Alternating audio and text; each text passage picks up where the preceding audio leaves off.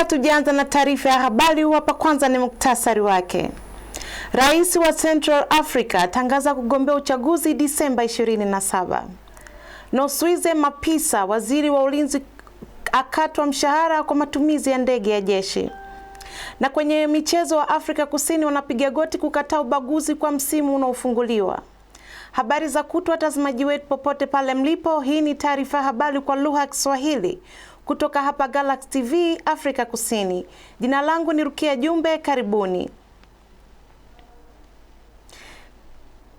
Kesi ya virusi vya corona ya India imefikia milioni 6 baada ya kuripoti maambukizo mapya 881,081. Kutoka kwa Wizara ya Afya ilionyesha Jumatatu vifo kutoka kwa COVID-19 vilipanda kwa 1039 katika masaa 24 iliyopita. Wizara ilisema ambayo ni 1.6% ya jumla ya visa ulimwenguni. India ina idadi ya pili kwa juu zaidi ya visa vya corona, nyuma ya Amerika ambapo maambukizo yalivuka milioni 7 wiki iliyopita. Tupate taarifa zaidi. The more disturbing thing is the last million has been added in last 11 days only. And before that a million was added in 13 days. So that is more disturbing. So it means that in just 11 days we have added a million. So that is more scary under the backdrop of fact that we have a population of 1300 million. So it can catch like a wildfire obviously. So we need to have all the precautions in place. Now if you go on the road, say talk of Delhi only, so the life has become absolutely as usual as it was. So we need to understand that to control the disease and to control the pandemic, we need to be extremely careful. So human to human interaction is one thing which is going to spread the disease, and that can be avoided.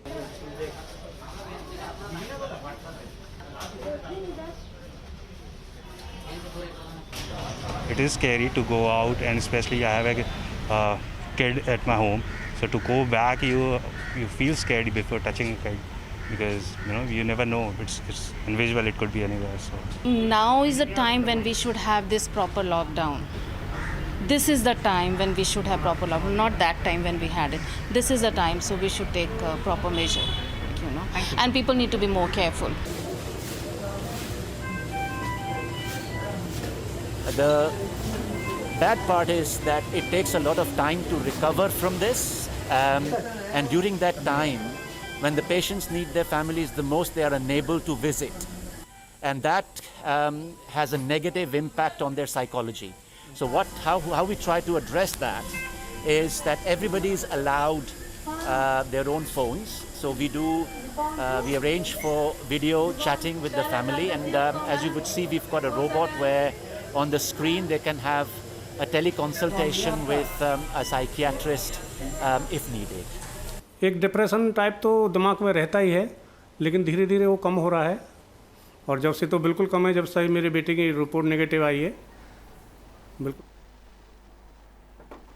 Rais wa mpito wa Mali alimteua waziri wa dhamani wa masuala ya kigeni Moktar Yuan Jumapili kuwa waziri mkuu wa taifa hilo la Afrika Magharibi. Siku chache baada ya kuapisha ofisini, uteuzi wa waziri mkuu wa raia ulikuwa sharti kuu lililowekwa na Umoja wa Uchumi wa eneo la Magharibi mwa Afrika, ECOWAS, kwa Mali kuondoa vikwazo ambavyo vimewekwa baada ya mapinduzi ya Agosti 18. ECOWAS ilikuwa imefunga mipaka kwa Mali na kusimamisha mtiririko wa kifedha ili kuweka shinikizo kwa watawala kurudi haraka kwenye serikali ya raia. Waziri wa zamani wa ulinzi na kanali mstaafu Meja Endo alinyakuliwa Ijumaa kama rais mpya wa mpito, wakati Kanali Assimi Goita, mkuu wa mamlaka ambayo ilifanya mapinduzi, aliwekwa kama makamu wa rais mpya wa Mali.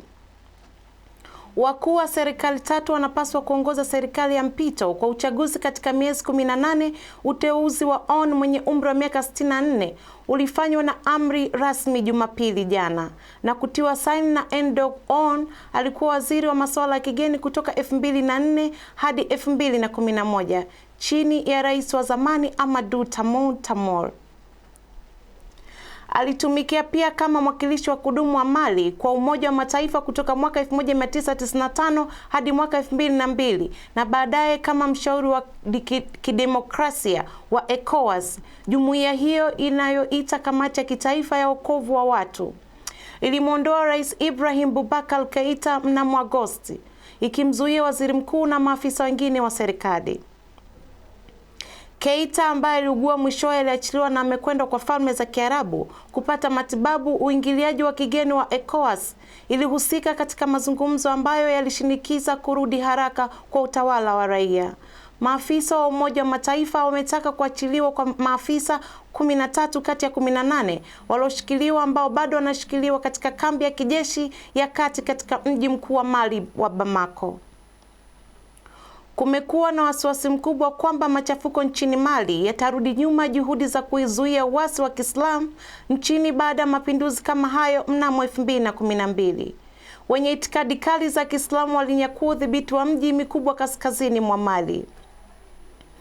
Uingiliaji wa kijeshi wa 2013 ulioongozwa na Ufaransa ndio uliosukuma wenye itikadi kali ya nje ya kimataifa imetumikia miaka 7 kupigana na wanamgambo hao. Tupate taarifa zaidi. Honorables invités, c'est tout à l'heure, conformément à l'article 10 de la charte de la transition du 10 septembre 2020,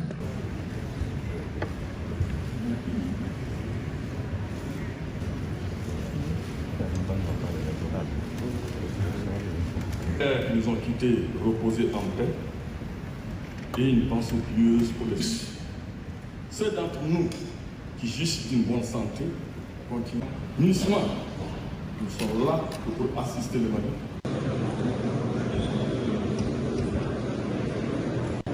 Je vais dire au protocole de la presse, en l'occurrence les caméramens, placer les appareils et... C'est bon? C'est bon, Rais wa Jamhuri ya Afrika ya Kati Faustin Archange Touadéra alitangaza atawania uchaguzi wa Disemba nchini ulioharibiwa na zaidi ya miaka 7 ya vita vya wenyewe kwa wenyewe. Touadéra mwenye umri wa miaka 63 alichaguliwa mnamo Februari 2016 na theluthi 2 ya kura. Lakini tangu wakati huo alijitahidi kukomesha vurugu kali za kijamaa kati ya taifa hilo maskini ambalo haina bahari, ambapo vikundi vya wanamgambo vinathibiti theluthi 2 ya eneo hilo. Ni jukumu zito sana, alisema anakubali kuwa mgombea wako mkuu wa nchi ambaye alitarajiwa kugombea tena uchaguzi, na aliwaambia wanachama wa chama chake cha United Hearts Movement MCU katika mji mkuu wa Bangui vurugu zinaendelea kutia mizizi katika Jamhuri ya Afrika ya Kati.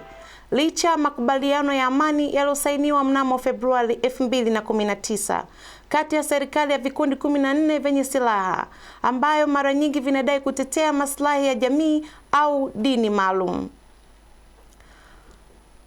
Mnamo 2013 walichukuliwa kwa kiasi kikubwa kutoka kwa Waislamu wachache, ulimpindua rais wakati huo Francois Bozize na kutumbuiza CAR katika vurugu ambazo zilisamishwa karibu robo ya watu milioni 4.7 wa nchi hiyo kukimbia makazi yao. Bozize ambaye amerudi katika Jamhuri ya Afrika ya Kati kwa mwaka na atakuwa mpinzani mkuu wa Touadéra katika uchaguzi wa Disemba 27 ikiwa kugombea kwake kutathibitisha kutokuwa na uhakika kuendelea juu iwapo uchaguzi utafanyika katika muda uliopangwa kwa ucheleweshaji mkubwa na umetoka katika kuandaa kura, ikiwa ni pamoja na usajili wa wapiga kura. Tunaendelea na habari.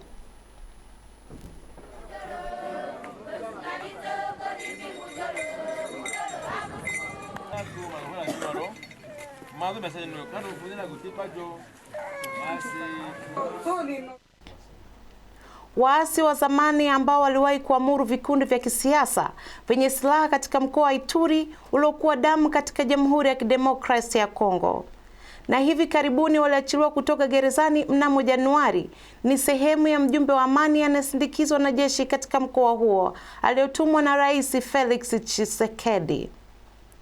wamepewa changamoto ya kujadiliana na ushirikiano wa maendeleo ya Kongo, CODECO, kikundi cha kisiasa cha kijeshi kinachoamiwa kwa mauaji ya mamia ya raia katika jimbo hilo. Waathirika wengi wamekuwa wafugaji na wafanyabiashara kutoka kwa wapinzani wao wajadi hema, kulingana na ripoti ya Umoja wa Mataifa UN ambayo inasema uhalifu dhidi ya ubinadamu inawezekana. Floribert Njabu, wakati mmoja wa rais wa chama cha kitaifa na ushirikiano FNI ambacho kilikuwa na kihusisha katika vita vya kwanza vya Ituri katika hema na Lendu mnamo mwaka 1999 na mpaka 2003. Na German hapo awali alikuwa kiongozi wa kikundi chenye silaha Patriotic Resistance Force of Ituri FRPI. Ni miongoni mwa waasi wa zamani wa dozen waliotumwa kwa ujumbe wa amani. Na katika eneo ambalo wao wenyewe waliwahi kusababisha maafa, mazungumzo ya amani ya German Katanga, sasa jenerali wa jeshi la Jamhuri ya Kidemokrasia ya Kongo alishiriki maelezo kadhaa juu ya mazungumzo yanayoendelea.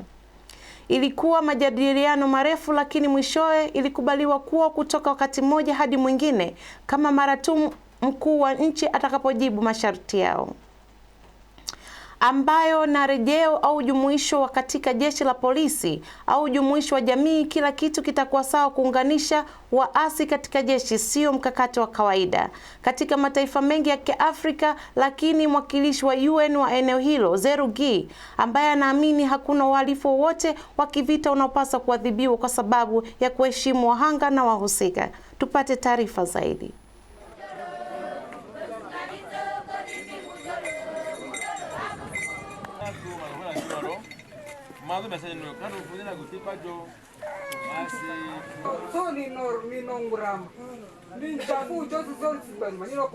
Le chef de l'État nous a envoyés ici pour chercher à pacifier, à demander à ce que la CODECO, branche armée qui se trouve dans le nord à Djougou, nord de l'Ituri, qu'il cesse avec les exactions, les hostilités.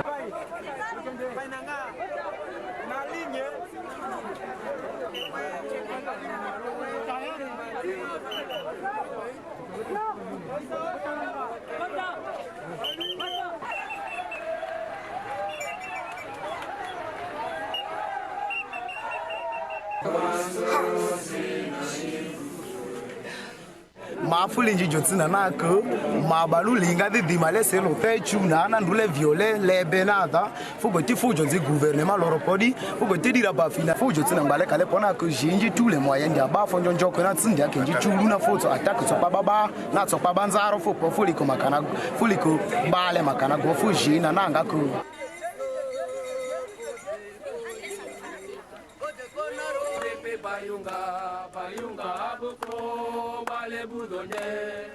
Il faut batoto tu basome na basome ku condition ya mzuri. Bizi mamanzo songa afanye kazi yake. Soko ifungulie, baende kudawa, baenda kushule.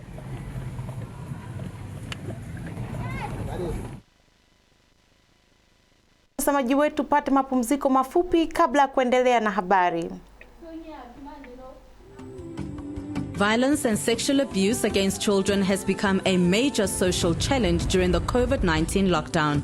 We appeal to adults, parents, and caregivers to be kind towards children during this lockdown and beyond.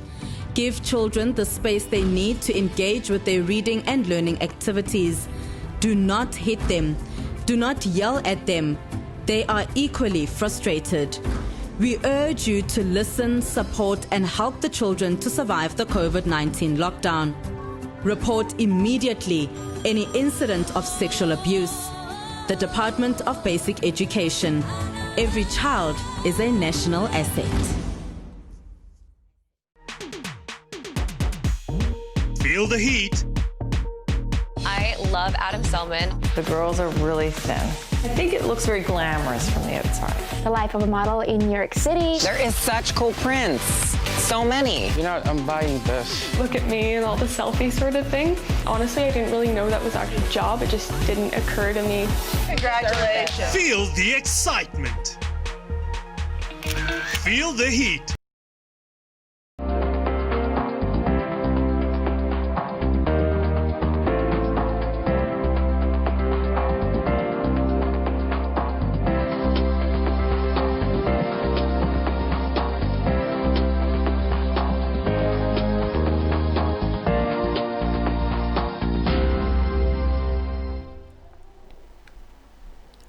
Asante kwa kuendelea kwa nasi, karibu na tuendelee na habari. Nosiviwe Mapisa Ngakula ashtumiwa kwa kuruhusu matumizi ya rasilimali ya taifa kwa sababu za siasa za chama cha jeshi la nchi hiyo. Lilikuwa limeeleza kwamba waziri huyo alikuwa katika ziara rasmi ya kitaifa na kwamba aliwafanyia abiria wengine hisani kwa kuwabeba. Lakini Rais Cyril Ramaphosa aliitaja hatua hiyo kama makosa. Bi Mapisa Ngakula alienda mji mkuu wa Zimbabwe, Harare, kuhudhuria mkutano uliokuwa umepangiwa kujadili masuala ya kanda. Ujumbe kutoka chama tawala cha Afrika Kusini, African National Congress, ANC, ulikuwa unashuhuri mkutano huo kwa mazungumzo ya dharura na chama tawala cha Zimbabwe ZANU PF. Lengo lao lilikuwa kutatua mgogoro wa kisiasa na kiuchumi nchini humo. Bunge kuanzisha uchunguzi wa ufisadi mkubwa Afrika Kusini, lakini wanasiasa wa upinzani walimkosoa vikali waziri huyo kwa sababu aliandamana na ujumbe wa chama cha ANC. Bwana Ramaphosa ambaye kipindi anaingia madarakani aliahidi kumaliza sifa mbaya ya chama cha ANC baada ya mwongozo mmoja wa kashfa za ufisadi. Na alisema kwamba kwa kuandamana na wajumbe wa ANC kwa ndege aliyokuwa anatumia hakufanya uamuzi stahiki unaozingatia uongozi mzuri. Matokeo yake, alisema ameamua kumkata mshahara Bi Mapisa Ngakula na pesa hizo zitaelezwa katika mfuko wa kusaidia kukabiliana na janga la corona. Wakati huo huo, chama cha upinzani cha Democratic Alliance kilisema hatua iliyochukuliwa na Bwana Ramaphosa haitoshi. Suala hilo huenda likajadiliwa zaidi bungeni, huku kukiwa na wito wa waziri huyo kufutwa kazi. Tupate taarifa zaidi. Nosiviwe Mapisa Ngakula for giving an ANC delegation a ride to Zimbabwe. Earlier this month, the group traveled to Harare to hold talks with ZANU PF over the current situation in Zimbabwe. Ramaphosa found that the minister failed to adhere to legal prescripts governing the use of state resources. But he issued more than a stern warning. He also ordered that the minister forgo his salary from November until January. Instead, it will be paid into the Solidarity Fund, which was established to support the country's response to the coronavirus pandemic. The president also directed the minister to ensure that the ANC pays back the state for the cost of the flight. She must report back to him once this has been done. Ramaphosa's decision follows his consideration of her initial report on the circumstances that led to the ANC delegation traveling on a South African Air Force plane on 8 September. He found that it was an error of judgment to use the plane to convey a delegation from a political party. Kulingana na mila ya Kikristo ya Orthodox ya Ethiopia, likizo ya kitaifa inaashiria kupatikana kwa msalaba ambao Yesu alisulubiwa na maelfu walisherekea. Mkesha wa sherehe hiyo inayojulikana kama Demera kwa kukusanyika katika uwanja wa Meskel katikati mwa jiji kuu la Addis Ababa. Waethiopia waliovaa mavazi meupe wanashirikiana katika sherehe hizo. Demera ambayo iko tarehe 26 Septemba ni hafla kupendekeza inavutiwa na wengi. Wamevaa na mamia makuhani na mashemasi kutoka makanisani kuzunguka jiji, ambayo huleta ngoma na misalaba yenye mapambo yalotumiwa kama sherehe za kidini. Watu wakisherekea Meskel, msalaba wa Orthodox kwenye picha ya watu, wanapiga ngoma wakati wa sherehe za Meskel. Makuhani wengine wanaonekana na miavuli ya kitamaduni inayotumika makanisani. Makuhani huweka picha makuhani wanasherekea Meskel kabla ya jua kutua pale kubwa katikati ya msalaba imewashwa. Moto wa moto unaashiria juhudi zilizofanywa na St. Helen, mama wa mfalme wa Constantine, kupata msalaba akiwa Yerusalem katika karne ya 4. Pieku inaonekana ilikuwa huko Yerusalem hadi Helena alishauriwa kuwasha moto ambao ungemwonyesha wapi angalie. Moshi wa moto ule ulielekeza mahali ambapo msalaba ulizikwa. Tupate taarifa zaidi.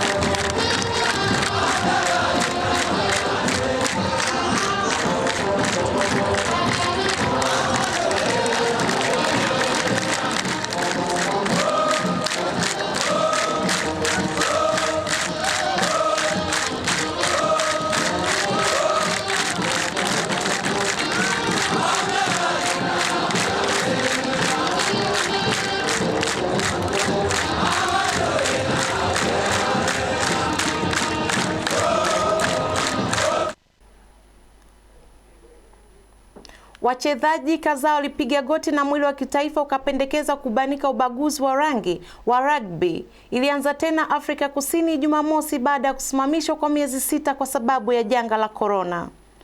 Bulls walishinda Sharks 49 na 28. Stormers walishinda Simba 34 na 24 katika mechi za joto kati ya timu 4 za Super Rugby kutoka Jamhuri. Waziri wa michezo Afrika Kusini Natim Thethwa hivi karibuni alikosoa Afrika Kusini wanane na klabu cha Uingereza cha Sale Shark kwa kutopiga goti kuungana mkono harakati ya maisha ya watu weusi. Simba wachache walani ishara kuunga mkono haki ya rangi katika uwanja wa Loftus Sefren huko Pretoria, na Shark walivaa na kusema hapana kwa fulana za ubaguzi wa rangi kabla ya kuanza na mechi. Kabla ya mechi zote mbili, seti ya kanuni ambazo raga Afrika Kusini inakataa ubaguzi wa rangi ilisomwa juu ya mfumo wa hotuba ya umma na kujumuisha katika matangazo ya runinga. Sifa hiyo ilianza kwa kusema rugby ya Afrika Kusini imejitolea kwa mazingira ambayo wote wanakaribishwa bila kujali rangi, imani au jinsia, na kutambua ukosefu wa usawa maumivu wa zamani wa nchi hii na ya sasa, na kwamba lazima zitokomezwe na lazima kudumishwa kuendelea kuboresha mazingira na yenye heshima ambapo watu kutoka asili tofauti wanahisi kukabiliwa na kuthaminiwa. Mchezo kwa wote ambapo wanasherehekea utofauti na ujumuishaji na kujitolea kwa maisha bora ya baadaye kama wa Afrika Kusini wamethibitisha kuwa nguvu pamoja na kutogawanisha ilitimisha Tobias Kwanza Springbok mweusi, ingawa mchezo wa raga umechezwa na jamii zote nchini Afrika Kusini.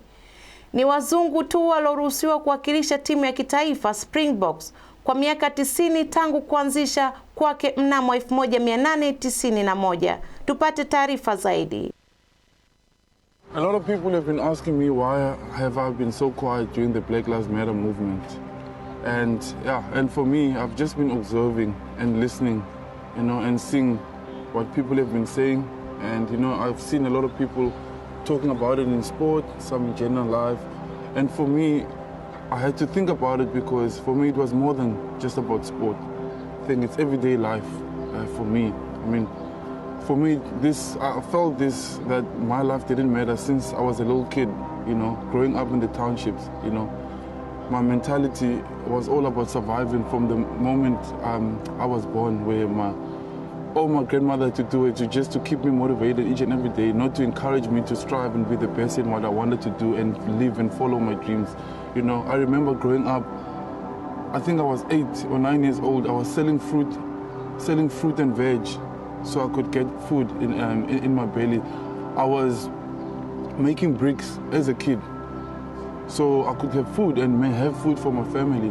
When I was 16 years old, I was a bartender, and we always heard this word that we are the future of the country, but those are the things that I was doing just to keep myself basically alive and to survive. And like just the school, where I went to school, it was a struggle. That we didn't have fields, we didn't have the right equipment, and when I had my opportunity to go to Grey, then just the way I saw life was just different, and it was only 15 minutes away, from my township to Grey, with the infrastructure, the facilities. And I was an A student in the township. Then when I went to Grey, I had to adapt to a whole new culture that wasn't mine. I had to learn how to speak English. And I felt so stupid because I was failing because I didn't understand the language, but it made me feel maybe I wasn't smart enough, and I had to learn English, and then I had to adapt to this culture and I had to conform to the culture. Kabla tujamaliza taarifa habari, huwapa tena ni muktasari wake. Rais wa Central Africa tangaza kugombea uchaguzi Disemba. Nosizwe Mapisa, waziri wa ulinzi, akatoa mshahara kwa matumizi ya ndege ya jeshi. Na kwenye michezo wa Afrika Kusini wanapiga goti kukata ubaguzi kwa msimu unaofunguliwa. Na kufikia hapa ndo mwisho wa habari kutoka hapa Galaxy Television. Jiunge nasi kesho muda na wakati kama huu. Asanteni na jioni njema.